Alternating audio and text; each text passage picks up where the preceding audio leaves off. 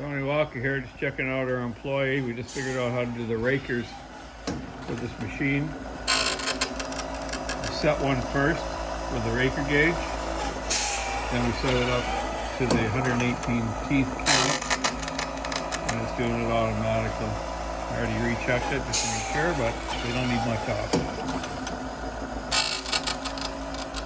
It's a combi-matic.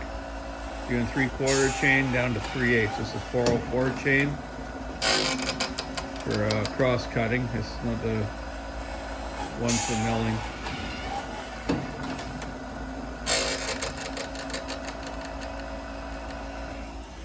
Cool, eh? Keep your saw in the wood. Bye.